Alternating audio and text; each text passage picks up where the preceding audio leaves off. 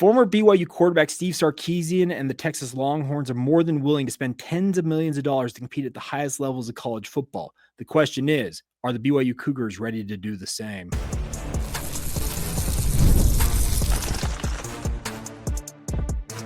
You are Locked On Cougars, your daily podcast on the BYU Cougars, part of the Locked On Podcast Network, your team every day. What's up, everybody? I'm Jake Hatch, your host here on Locked On Cougars, executive producer of the KSL Sports Zone, and a 13-year credentialed media member with BYU Sports. Welcome into Locked On Cougars, your daily podcast focused on the BYU Cougars. And thank you to all of you once again who make it a part of your day, literally every single day. We like to call you all our everydayers. Today's show is brought to you by our friends over at Monarch Money. Monarch Money is here for you guys to take control of your finances. Get 50% off your first year by going to monarchmoney.com and using the promo code Locked On College. All right, coming up on today's show, we're talking BYU football in particular, but BYU sports in general. Are they willing to fork over the cash it appears will be necessary to compete at the highest levels of college football and collegiate sports overall? Then we'll talk a little bit about BYU's NFL draft prospects next year. They were aced out of this year's NFL draft. What does it look like for a year from now for Kalani Sitake's program? And they'll finish up today's show with some NBA draft notes. Jerger Deon making headlines already when it comes to the NBA draft. What is he doing and how is he showing so far? We're getting into all of it ahead on today's show. So let's dive right in at the outset. If you did not see the story yesterday, Steve Sarkisian and the Texas Longhorns, according to Kirk Bohls of the Houston Chronicle, are going to be forking over somewhere between $35 and $40 million on their football roster this coming season. The note to go with this is that Arch Manning, who is obviously a big name, potentially the number one overall pick in next year's NFL draft, and has been generating all kinds of buzz, not to mention NIL dollars, during his time at Texas already. Apparently, his NIL, the money he is making, is completely separate from that $35 to $40 million that Texas is reportedly willing to spend on this roster. So, does that make it a $45 million, $50 million paycheck? Who knows? The question is, though, how quickly is this going to be reined in, and will it be reined in? Because we all are waiting for that House settlement to come into effect. And that's kind of the big question mark here for BYU, is that when the House settlement goes into effect, the NCAA effectively will now allow schools, BYU among them, to share up to $20.5 million with its athletes. A lot of programs out there have said they're going to spend anywhere between 70 and 90% of that revenue share on their football programs. I fully expect BYU to be right in that realm, somewhere around maybe the 80% mark, which of $20 million, that's $16 million going to the football program and its players. That falls in line here with what Texas is reportedly doing, because as the reports from Kirk Bohls and others suggest, they are, speaking of Texas, including that $20.5 million figure in the aforementioned $35 to $40 million they're willing to spend overall on the roster. It's an incredible amount of money, but it still in many respects pales in comparison to the NFL, because if you've been paying attention, the NFL salary cap is now somewhere north of $267 million, if not more than that, this coming season. So it's kind of pennies in terms of what the overall impact of what the money will be, but it is still not an insignificant amount of money, because not that long ago, this was stuff that was being done under the table. There were bagmen. You heard all these stories about money being flowing to players and literally coming in the forms of bags, whether it was a McDonald's bag or a duffel bag. Money was exchanging hands, albeit under the table. Now it's all above board, and that is where BYU has been making its imprint, is since this has been allocated in terms of the rules from the NCAA to allow NIL collectives to pay players directly for their name, image, and likeness. And let's also acknowledge there is a pay-for-play element to it. Even though it's not supposed to exist, it does. The simple fact of life is BYU has been a force in the recruiting sphere, both particularly in basketball, but also football, because they have brought their prowess with NIL to bear. They have got very strong collectives, the Royal Blue Collective, who's the official university endorsed collective, as well as Coug Connect. They have been doing a really fine job at making sure these players are taken care of.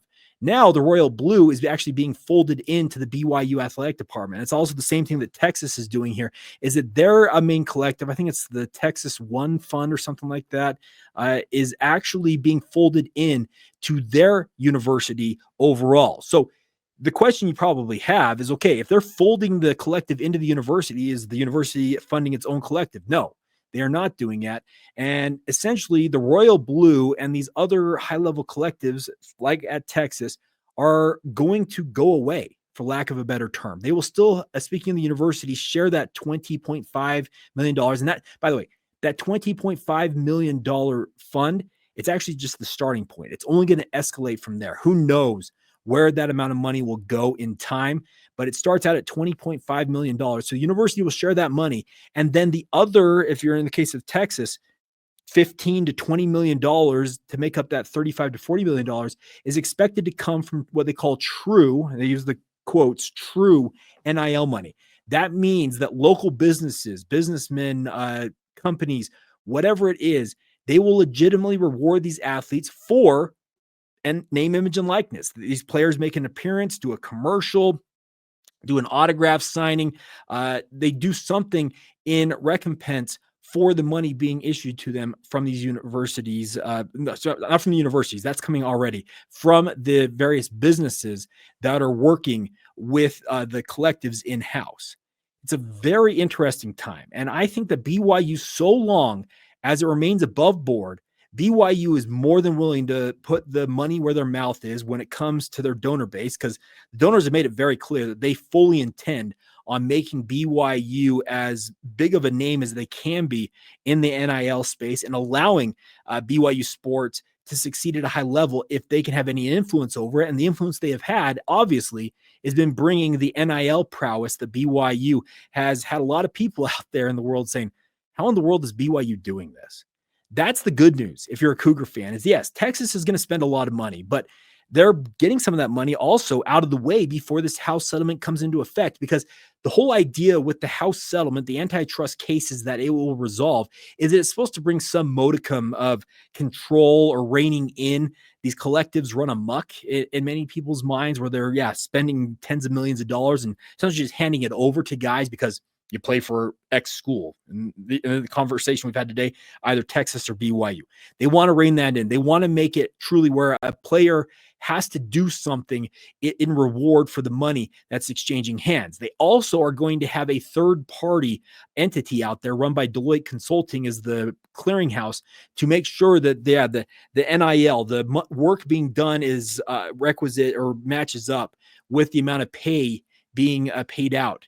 That will obviously, I think, still not completely rein it in. I'm just being very blunt because, let's be honest, college sports, since the outset of the NCAA way back in the 1900s, I'm talking like actual 1900s, we have had all kinds of things going on, and it's never going to fully, I think, be under control.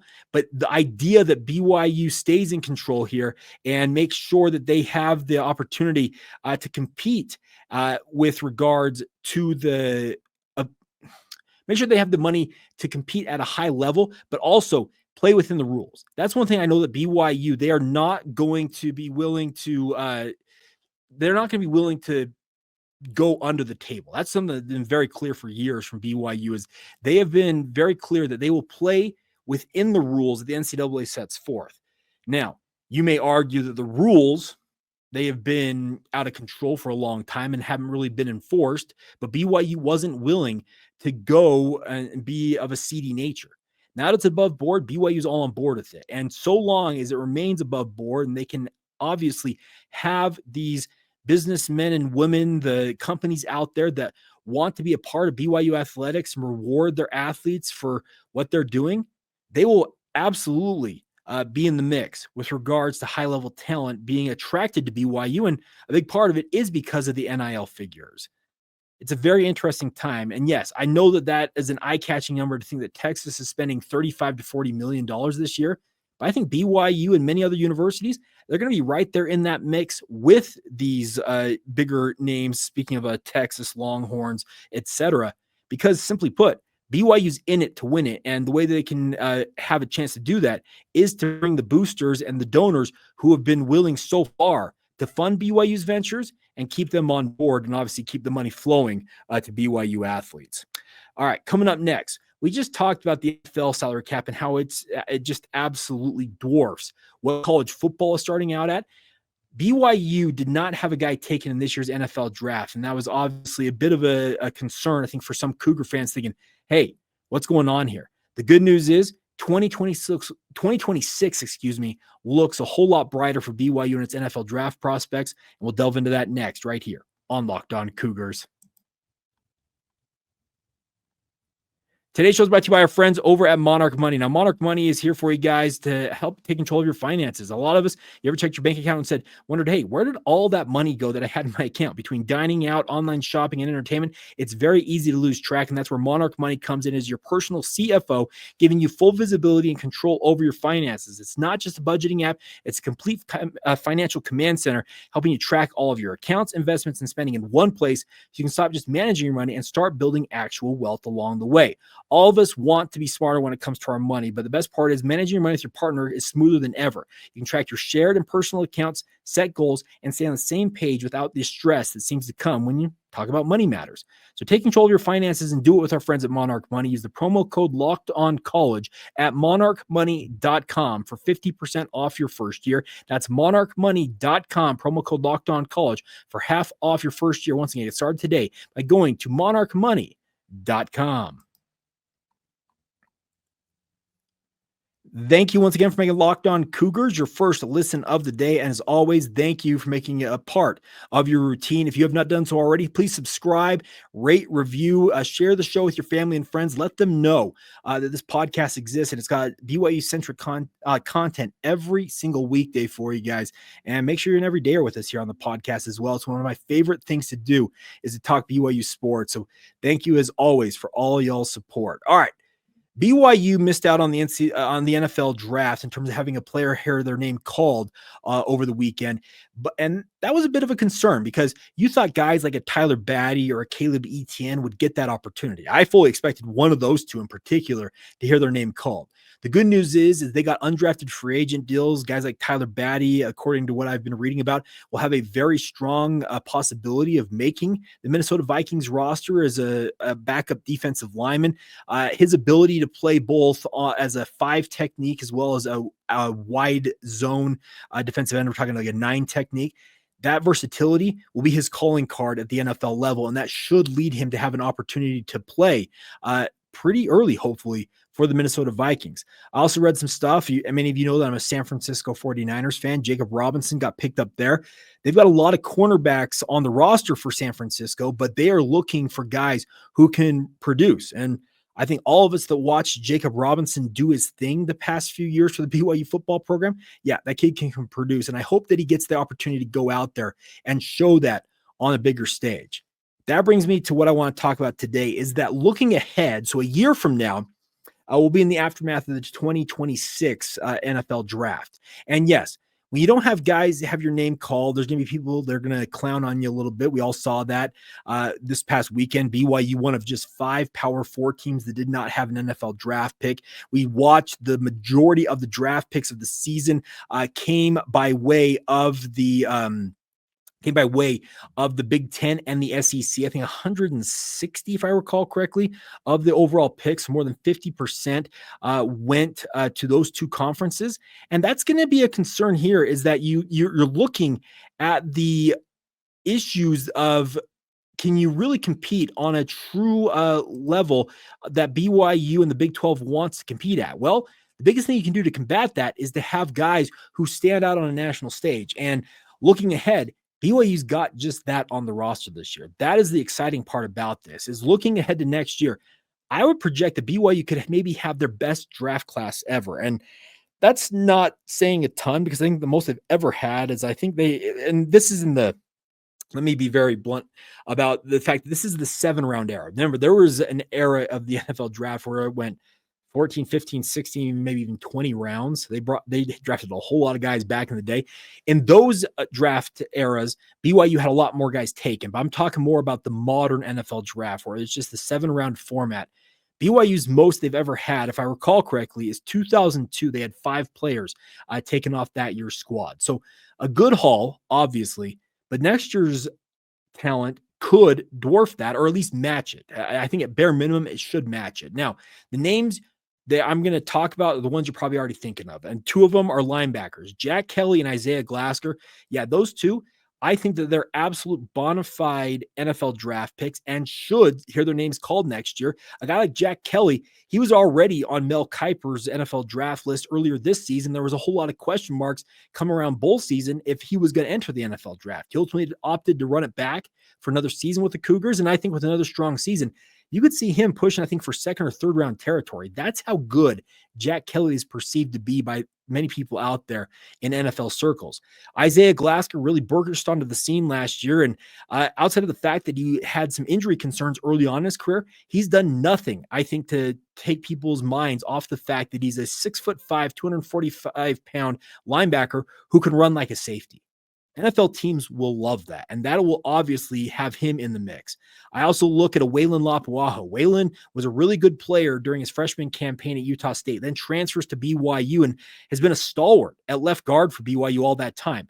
Interior linemen are obviously discounted at the NFL level, and that for good reason, because they don't play a premier position, but they still are very much needed. I can tell you, I mentioned I'm a San Francisco 49ers fan.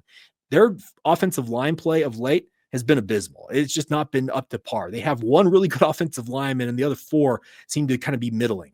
A guy like Waylon Lapuaho has got to be the type of guy that a team like San Francisco, or feels like 15 other teams, would love to have a guy who is tough as nails. Remember, he played through a UCL injury last year in his elbow. That's the Tommy John surgery, for those of you who are baseball fanatics. He had an injury to that ligament, and that makes it very difficult and very painful to be taking on and trying to block fellow 300-pounders when you're playing on the interior of an offensive line. That showed the toughness and tenacity of what a guy like Waylon Lapuaho is, and I fully expect him to be a pretty decent NFL draft pick next year as well. And this conversation, you don't complete it without talking about the potential of Jake Retzloff. He has talked about wanting to win the Heisman Trophy. He's talked about wanting to be the type of quarterback he believes in his heart of hearts that he can be. If he is that type of a quarterback, there's a place for him in the NFL. That may be crazy for some of you to think, and I understand it, because if you look at his stats, a 57.9% completion percentage last year, that's not going to get it. That's not going to get it done. He's going to have to push to 70% completion percentage, if not 65, and obviously show that he's got a 3-to-1 touchdown to interception ratio. All those marks that Aaron Roderick has been very clear about wanting to see Jake Retzloff achieve. If he achieves those, the NFL will take note of that, and the fact that he's won at a high level at the Power 4 level will also entice NFL teams. I'm not saying that Jake Retzloff is going to be a first-round draft pick. I don't see him being that, but there are quarterbacks that were taken in this year's draft that I would compare to a guy like Jake Retzloff, and if he has the big senior season he believes he can have, I think he absolutely could hear his name called next year. Other names to pay attention to: Tanner Wall. He is a walk-on. He has become a team leader at safety. He's been a revelation at that free safety spot, a playmaker of the highest order. The early word I've heard back on guys like Tanner Wall is that if he can go out and replicate essentially what he did last year, maybe take it up a notch or two, there's a place for him in the NFL level. Now, Tanner may get discounted, kind of like Isaiah Glasker may get discounted as well, is the fact that they are older prospects, having served missions for the Church of Jesus Christ of Latter-day Saints. They're 2 years older than many of their compatriots out there. But speaking of Tanner and Isaiah, they have shown that their capability and their closing speed in particular, as well as playmaking ability, they're pretty incredible. And that will, I think, entice NFL teams that, yes, this kid may be a couple years older than we would prefer him to be, but the risk versus the reward's worth it. And that's what I think a guy like Tanner Wall absolutely should be on your NFL draft board. Could he end up as an undrafted free agent? Sure, but every one of these guys I've talked about could end up as what they call UDFAs, undrafted free agents, at the end of next year's NFL draft. But I think the conversation is that BYU has got at least 5, 6, 7, and I haven't even really scratched the surface of guys that I feel like could be the type of players that BYU hopes they are, because if they are that, that's going to give BYU the best chance to win this year. And more importantly, it speaks very well for their potential of playing at the next level. All these guys, I'm telling you, want to play at the highest level of football. And they're playing at a pretty high level, obviously playing when it comes to the NFL draft. One other name I should mention here, and it was mentioned in The Athletic earlier this week, is the name of Keanu Tanavasa. Now, Keanu was projected by Dane Brugler as a late first-round pick in his first look, and he said, as he said, the 32 prospects he's getting an early look at in terms of the 2026 draft. My biggest qualm with a guy like Keanu Tanavasa, and Dane talked about it in his piece, is the fact that he has not been on the field that much. He played just 7 games a season ago, dealing with some injury concerns, and they were of a variety of different issues. So if he can overcome those injury concerns and put together, I think, a full season's worth of tape, maybe he does jump, and maybe he is truly a first-round type talent. But I think the bigger question mark for a guy like Keanu is, yes, he may have first-round traits, first-round quality to him, but NFL teams, they want guys, if they're going to draft them that early in the draft, the best ability is availability, and he's got to prove that as well. So if BYU really does have this much NFL draft talent on it, it could be a banner year next year for BYU. And the people that have been clowning on BYU and them not getting guys into the NFL draft, yeah, that could go by the wayside really, really quick. One other name I'll bring up as well, even though I think he probably ends up as an undrafted free agent, I know that's kind of harsh to say, is Chase Roberts. Now, Chase is going to be BYU's leading wide receiver, but the one thing the NFL teams covet above almost everything else when it comes to their wide receivers is speed. And I'm just not 100% convinced that Chase has that top end speed to make NFL teams fall in love with him. The production, the size, the route running, his hands, everything else about Chase will have NFL teams in love with him. But much like we talked about with Tanner Wall, Keanu Tanavasa, Isaiah Glasker, is the fact that he's a return missionary, and that could cost him in terms of potentially hearing his name called in the NFL draft. As always, I would love to be wrong about that. I'd love to see him have his name called, and I hope he goes out and absolutely torches Big 12 secondaries this year and earns his place in the draft field. If any one of these guys emerges as what I've talked about as potential NFL draft type guys, we're talking, like I said, 6, 7, 8 guys potentially hearing their names called, and it would be absolutely the most ever in the modern era of the NFL draft for the BYU Cougars. And I think it also would signal that Kalani Sitake, he's got a good thing going in Provo, and NFL teams are going to want to make Provo a stop more often than not when it comes to their NFL draft evaluations.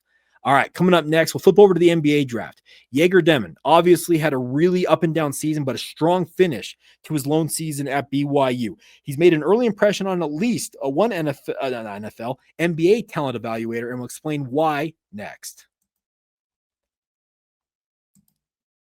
Today's show is brought to you by our friends over at Amazon Fire TV Stick 4K. Did you know your Fire TV is also an Xbox? You can turn any TV into your gaming and entertainment hub with Fire TV Stick 4K devices. The best part is there's no console required. You have your paired controller, subscriber sign into Xbox Game Pass Ultimate with EA Play included, and you're ready to go. You can play hundreds of premium titles, including EA Sports, College Football 25, Call of Duty, and really anything else out there, it seems like, as easily as you stream your favorite shows. And all of us, if you're a gamer out there, want to have the ease of being able to play the game whenever you want. What if you could jump into your favorite Xbox titles without needing your console in every room when you're traveling out on the road? That would be an absolute game changer, I think, for many of you out there. And the best part is, if you have ever wanted to try Xbox games without the big upfront investment in a console, Fire TV Stick 4K can be a low-pressure way to start exploring and see if it's the right option for you guys. So what you can do now is head to Amazon.com/FireTV locked on to get started today. Xbox Game Pass Ultimate subscription and compatible controller are required. They are available on select devices, including Fire TV Stick 4K second generation, Fire TV Stick 4K Max first and second generations, and Fire TV Cube third generation. But once again, you get started today. Get all the details and info you need by heading to Amazon.com/FireTV locked on.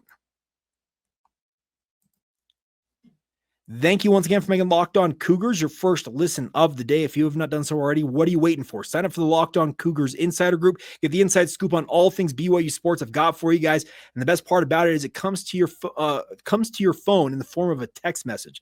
No having to log onto a website or get into a chat to find out the intel that you crave. And the best part is you can have one-on-one conversations with myself as well. Sign up today, log in and on our link here, whether you're watching this on YouTube or wherever you get your podcast, click the link, sign up today. The best part is you get a 14-day free trial to see if it's the right option for you guys, and just $5 a month afterwards to be a part of the Locked On Cougars Insider Group. So sign up today. All right, before we go on today's show, let's talk about Jerger Deon. He has been, I think, a guy that BYU fans have been intrigued by for many, many moons. Obviously, had a really interesting freshman lone season with the BYU Cougars, but finishing on a fairly high note. I thought he had a really, really strong postseason for BYU basketball. And now he has been living in LA since leaving BYU and officially announcing that he's going into the NBA draft. And he has made an impression so far. Now, the biggest thing with him is, can he shoot? Let's be honest, the NBA, it's a make or miss league. They want teams that can go out there and have guys on the court, all five guys at any given time, they can make shots. Well, No Ceilings, which does a podcast as well as a newsletter, they cover the NBA in its totality, including the NBA draft, had a very interesting take on Jerger Deon earlier this week and said this, quote, "Lately, there has been some fun buzz about how Jerger Deon is already starting to impress in workouts with his shooting ability." Whoa, hey, shooting ability, Jerger Deon? Okay. They continue. "He started the year much closer to the top of the draft than the middle or the late first round. A slide took place throughout the season because of the questions rightly warranted about his ability to score the basketball in the half court if his outside shot wasn't falling. Still, there's far too much talent to pass on if he can connect on jumpers at a respectable clip. Physical development will have to take place over the next few years, but Deon has an innate feel that you can't teach, which is especially enticing given his positional size on the perimeter." You cannot argue with what Jerger Deon brings to the table already. That is, he's 6'9". He's been said by guys like Fran Fraschilla, who know basketball inside and out, that think that he is the best passer in his age group in this NBA draft class and just quite literally in the world. They think he's absolutely an incredible talent in that respect. The other thing I heard all season long, talking with people who know a lot more basketball than I do, is that when you watch Jerger Deon shoot, yeah, it did not go down at a high clip. And that obviously was a concern for NBA talent evaluators. We've been talking a lot about NFL and football, but NBA talent evaluators, they look at the shooting percentages and say, okay, is this kid's shot broken? And talking with people who watch basketball for a living, and like I said, know a lot more about it than I do, they said, in fact, it's far from it. They say that his shot actually looks really, really strong. They think it's absolutely something that he's got to obviously hone a little bit and dial in. But the other comment that was made by his father is that his development as an individual player, speaking of Jerger, was stunted to a level because Kevin Young and BYU were trying to win basketball games. Yes, Kevin Young wants BYU to be that NBA factory, as he called it at his introductory press conference just over a year ago. And yes, he's already proven that, sending Jerger Deon to the NBA draft. I think Richie Saunders easily could have entered this year's draft. AJ DeBonsa, he's the odds-on favorite to be the top overall pick in next year's NBA draft. So the NBA factory moniker, it fits BYU, but it's not going to be that factory at the expense of winning. Kevin Young understands the only way he's going to have a job long-term at BYU, oh yes, you got to win basketball games. And sometimes that is going to cost a player like Jerger Deon, who, yeah, he probably could have done extra work in terms of in-game, shooting himself out of a slump. But if he does that, that puts BYU in a precarious position where they could lose games. And obviously, the name of basketball and sports in general is you want your team to win. And that is one thing that Jerger Deon showed throughout the season, is he's more than willing to contribute to winning basketball. That's one thing that I love about the way he plays the game, is it's selfless.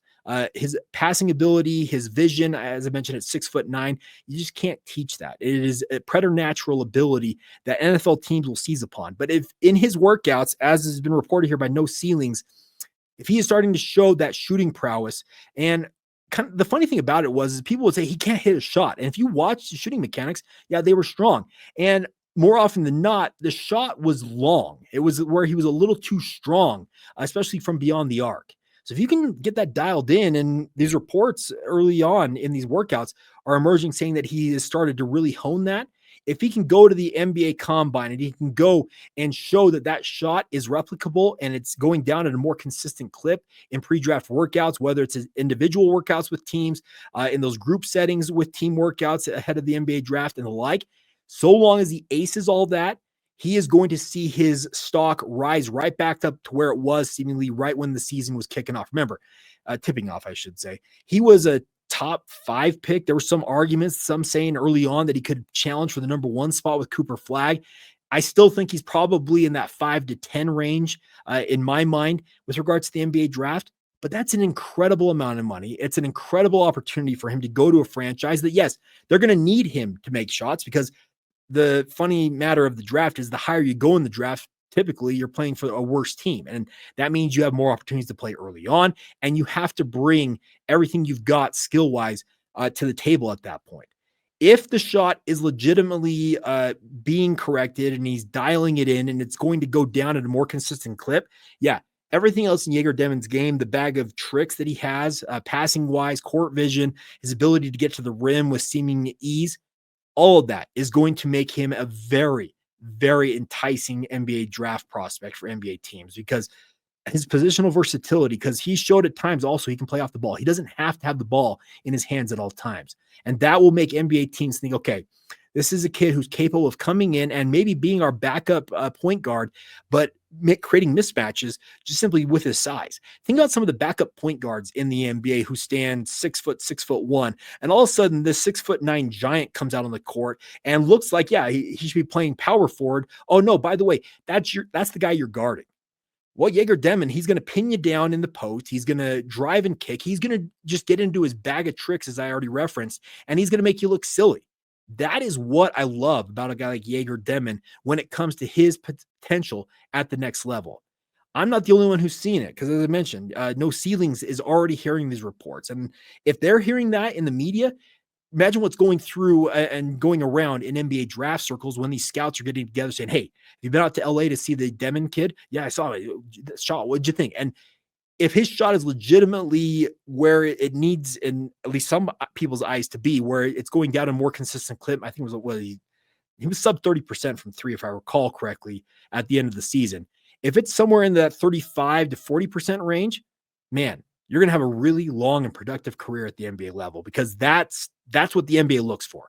They want players, especially guards. That's what a wing player like Jerger Deon, they have to be able to shoot. And I think at Jerger, they mentioned the physical development will come in time. Yeah, he was not the biggest guy at BYU, but he worked diligently on transforming his body. I know he gained weight while he was at BYU. And if you were to look at the pictures of him from last summer and during training camp leading up to this past season versus at the end of the season, I think you'd see a pretty noticeable difference in terms of his overall body composition, but that's only going to be enhanced with an NBA team and what they can bring to bear with regards to nutritionists, strength staff, and simply put, not having to deal with school and be able to work on your game, including your body at all times. That's going to be transformational for a kid like Jerger Deon, and it's a very enticing prospect, I think, for an NBA team to look at his size, look at his versatility, and yes, if he can hit the shots, speaking of mid-range and from 3, that the NBA wants him to hit, that means you're going to see his stock soar, and he could find himself very firmly right back in the top 10 of this year's NBA draft and making really, really good money playing the game that he absolutely loves. All right, that'll do it for this edition of Locked On Cougars. As always, thank you for all y'all support. Appreciate you guys being a part of this every single day. Once again, please continue to subscribe, rate, and review the show, like the show, and once again, share with your family and friends along the way as well. But until tomorrow, have a great rest of your day, and thank you once again for making Locked On Cougars your first listen of the day. And as always, thank you for being an everydayer right here on the Locked On Cougars podcast.